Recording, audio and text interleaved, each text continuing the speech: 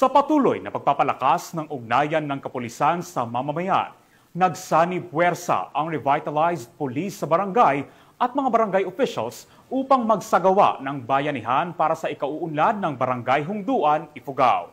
Ang magandang balitang yan ay ihahatid ni Patrolwoman Jezebel Moyaw.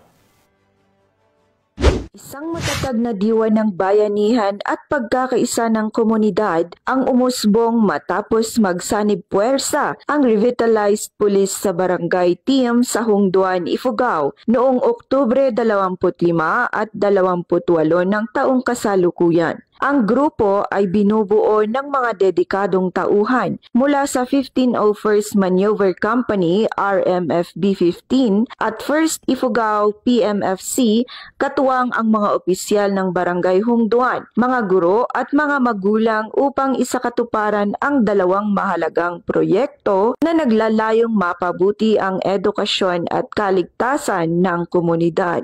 Magkatuwang na nagsagawa ng clearing operation ang RPSB team at mga miyembro ng komunidad upang alisin ang mga naipong lupang gumuho sa likurang bahagi ng Baang Elementary School na humaharang sa natural na agos ng tubig mula sa sapa at nagdudulot ng madalas na pagbaha sa paaralan.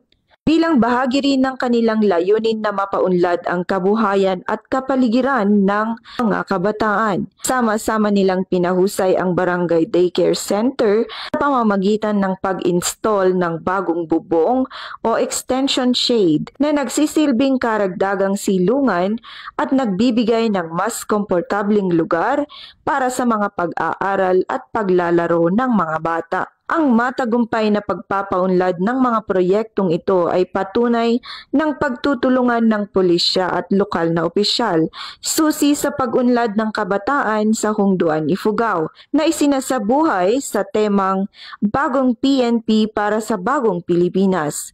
Serbisyong mabilis, tapat at nararamdaman.